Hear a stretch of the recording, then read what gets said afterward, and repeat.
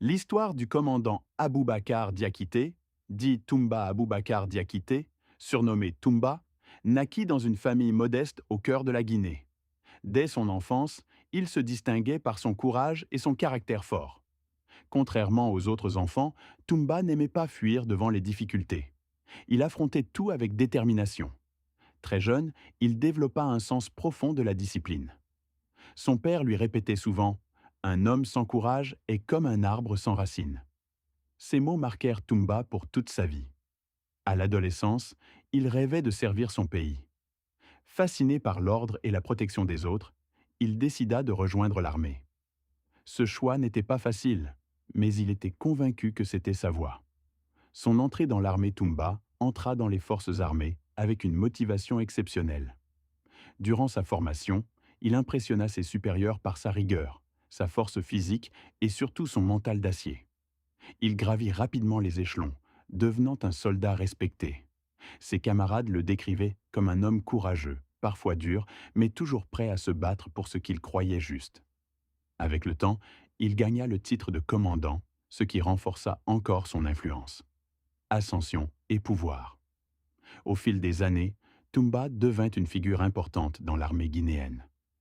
Il se rapprocha des hautes sphères du pouvoir et participa à des événements majeurs de l'histoire du pays. Mais avec le pouvoir vinrent aussi les tensions. Le climat politique était instable et les rivalités internes devenaient de plus en plus fortes. Toumba, fidèle à ses convictions, se retrouva au cœur de conflits complexes. Certains le voyaient comme un héros, d'autres comme une figure controversée. Le tournant de sa vie. Un jour, un événement marqua à jamais la vie de Toumba. Une crise majeure éclata, et il se retrouva impliqué dans une situation extrêmement dangereuse. Dans le chaos, des accusations graves furent portées contre lui. Sa vie bascula. L'homme respecté devint un fugitif. Il dut fuir, se cacher, et vivre loin de tout ce qu'il connaissait. Pendant des années, il vécut dans l'ombre, changeant d'endroit, évitant les regards. Cette période fut la plus difficile de sa vie.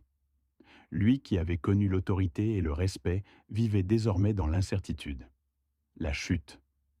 Avec le temps, Toumba fut finalement arrêté. Son procès attira l'attention de tout le pays. Face à la justice, il resta ferme. Il tenta d'expliquer sa version des faits, affirmant qu'il avait agi selon ses convictions et dans un contexte extrêmement tendu. Le peuple était divisé. Certains réclamaient justice, d'autres voyaient en lui un homme piégé par les circonstances. La fin de Toumba. Après des années de procédure, la vie de Toumba prit fin dans un climat lourd de silence et de réflexion. Ses derniers jours furent marqués par la solitude et la méditation. Il repensa à son parcours, de jeune garçon courageux à commandant influent, puis à homme déchu. Avant de mourir, il aurait dit « La vie est un combat, mais tous les combats ne mènent pas à la victoire. » Héritage. Aujourd'hui encore, le nom de Toumba reste gravé dans les mémoires en Guinée. Son histoire est racontée comme une leçon sur le pouvoir, sur les choix difficiles et sur les conséquences de chaque décision. Certains le considèrent comme un homme brave, d'autres comme une figure tragique. Mais une chose est sûre, Aboubakar Diakité, dit Toumba, n'a laissé personne indifférent.